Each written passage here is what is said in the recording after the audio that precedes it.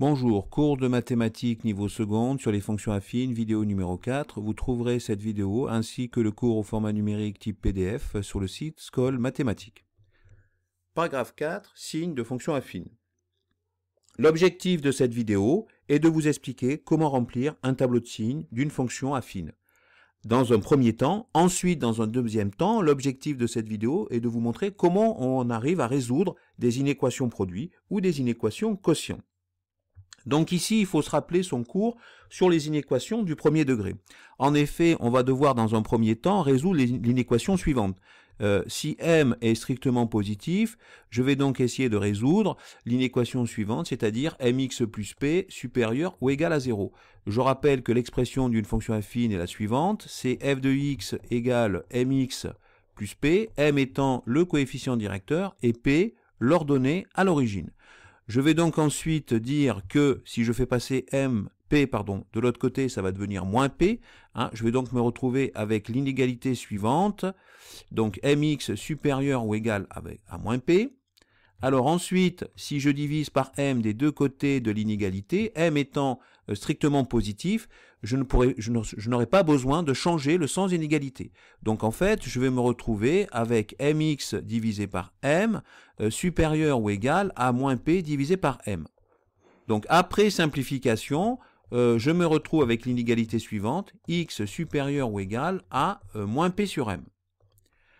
Alors, on peut vérifier ça, compléter dans le tableau de signes. Effectivement, dans le cas où m est strictement positif, on voit bien que pour les valeurs de x supérieures à moins p sur m, eh bien, mon expression mx plus p est positive. Alors, pour la valeur moins p sur m, elle est nulle. Et on peut en déduire donc assez facilement que pour x strictement inférieur à moins p sur m, eh bien, mon expression mx plus p est strictement négative. Alors, on peut vérifier aussi graphiquement, m étant positif, je sais que d'après les vidéos précédentes que j'ai affaire à une fonction affine qui est strictement croissante. J'ai donc cette représentation graphique là, et je vois bien que pour x qui vaut moins p sur m, eh bien l'image est nulle. On voit bien que pour les valeurs de x supérieures à moins p sur m, les images sont positives, ce qui est le cas ici, et que pour les valeurs de x inférieures à moins p sur m, on va avoir des images qui sont négatives. Donc maintenant, deuxième partie, lorsque m est strictement négatif. Je vais donc essayer de résoudre l'inéquation suivante. Mx plus p, donc supérieur ou égal donc à 0. Ça, c'est équivalent encore à mx supérieur à moins p. Si je divise par m, attention, cette fois m étant strictement négatif, je vais devoir changer le sens de l'inéquation. Et donc, je vais me retrouver avec mx divisé par m inférieur ou égal à moins p sur m. Donc, ici, je me retrouve avec l'inégalité suivante, x inférieur ou égal à moins p sur m. Donc, on voit bien que dans ce cas-là, pour les valeurs de x inférieures à moins p sur m, j'ai bien une expression mx plus p qui va être positive. On peut en déduire donc assez facilement que pour les valeurs de x supérieures à moins p sur m, eh bien mon expression mx plus p, elle, va devenir strictement négative. J'ai ici donc mon tableau de signes qui est expliqué. On peut voir qu'au niveau graphique, cela correspond bien à la représentation graphique d'une fonction strictement décroissante, puisque m est strictement négatif. On voit bien que pour les valeurs de x supérieures à moins p sur m, eh bien j'ai une image qui est négative. Pour les valeurs de x strictement inférieures à moins p sur m, j'ai des images qui sont positives. Alors, on va voir maintenant ces résultats-là, on va les mettre en application dans un exercice. On doit remplir le tableau de signes de la fonction g et de la fonction h. Alors moi, plutôt que me rappeler des formules moins p sur m, je préfère retrouver les résultats par calcul à chaque fois. Ça m'évite d'apprendre des choses par cœur. Alors, ici, j'ai la fonction g, par exemple, qui est égale à moins 3x moins 4. On va donc résoudre l'inéquation, par exemple, moins 3x moins 4 supérieur ou égal à 0. Ça donne donc moins 3x supérieur ou égal à 4, c'est-à-dire x, je divise par moins 3, donc je change le sens d'inégalité et j'obtiens x inférieur ou égal à moins 4 tiers.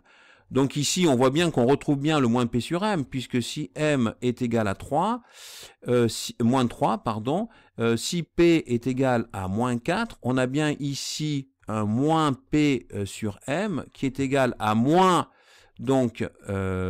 P, donc moins 4 sur moins 3, je simplifie et ça me donne bien moins 4 tiers. Donc ici, je me retrouve avec moins 4 tiers. Pour la fonction, ici, la fonction g, c'est-à-dire ici, dans mon tableau de signes, je mets g de x. Donc, pour les valeurs de x supérieures à moins 4 tiers, comme j'ai une fonction qui va être strictement décroissante, les valeurs de g de x seront négatives. Et pour x inférieur à moins 4 tiers, je vais donc avoir des valeurs de g de x qui seront positives. Ensuite, je vais remplir le tableau de signes pour la fonction h. J'ai donc ici h de x, et je vais donc résoudre cette fois l'inéquation, donc 2x plus 1 supérieur ou égal à 0. Donc ça, c'est équivalent à écrire 2x supérieur à moins 1, et ça, c'est encore équivalent à écrire x supérieur ou égal à moins 1 demi. Donc ici, je me retrouve bien avec un moins p sur m égale moins 1 demi. J'ai une fonction qui est strictement croissante, donc au-delà de la valeur moins 1 demi, h de x sera positif, et pour les valeurs inférieures à moins 1 demi, h de x sera ici négatif. Alors, maintenant, je vais essayer de résoudre des inéquations produits. Je vais donc en fait faire deux tableaux de signes, un pour 2x moins 1, un pour moins 2x plus 3, et ensuite je vais appliquer la règle des signes. Et tout ça, je vais le regrouper dans un seul tableau. Donc, je refais comme les calculs précédents, par exemple, je vais faire 2x moins 1 supérieur ou égal à 0, je vais donc obtenir 2x supérieur ou égal à 1, plus 1, soit au final un x qui est supérieur à 1 demi. Donc je me retrouve avec une première valeur qui est de 1 demi. Ensuite, pour ce qui est de moins 2x plus 3. Alors pour ce qui est de moins 2x plus 3, je vais donc faire ici moins 2x plus 3 supérieur ou égal à 0.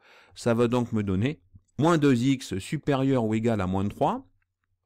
Je vais diviser par moins 2, donc je vais changer le sens d'inégalité, et donc je vais me retrouver avec un x inférieur ou égal à moins 3 divisé par moins 2, c'est-à-dire x inférieur ou égal à 3 demi. Donc on voit qu'on va se retrouver avec deux valeurs charnières, 1 demi ici, et 3 demi, voilà. Donc mon expression, parce qu'un demi est plus petit que 3 demi, donc je vais mettre ici par exemple 2x moins 1, d'accord ? Je vais mettre ici donc 2x moins 1. Je vais le réécrire ici. Voilà, 2x moins 1. Ici, je vais mettre moins 2x plus 3. Moins 2x plus 3. Et ici, ça sera le produit des deux. Hein, puisque tout ça, je vais l'appeler grand P. D'accord ? Alors, et je vais voir le signe du produit. Alors, ici, je vois bien que ça s'annule pour 1 demi. Comme la fonction est strictement croissante, m est positive, ça va être positif après, négatif avant. De la même façon ici, la fonction L est strictement décroissante puisque m est négatif. Ça va donc être négatif ici, positif, positif. J'applique maintenant la règle des signes. L'ennemi de mon ami, c'est mon ennemi. Moins fois plus, ça fait moins. L'ami de mon ami, c'est mon ami. Et l'ami de mon ennemi, c'est mon ennemi. Donc au final, je vais me retrouver avec la solution suivante. Les valeurs de x pour lesquelles cette inéquation est positive ou nulle, eh ben, ce sera ces valeurs-là. Ce sont ces valeurs de x. Et en plus, je peux prendre les valeurs 1 demi et 3 demi. Donc je me retrouve avec la solution finale de 1 demi, point virgule 3 demi, voilà, crochet fermé. Donc voilà l'ensemble des solutions qui correspond à l'ensemble des x pour lesquels le produit sera positif ou nul. Donc maintenant, on va essayer de résoudre une inéquation quotient. Donc c'est un peu le même principe, il y a juste une petite différence, on va la voir. Donc dans un premier temps, toujours pareil, je vais faire par exemple 8 moins 2x supérieur ou égal à 0.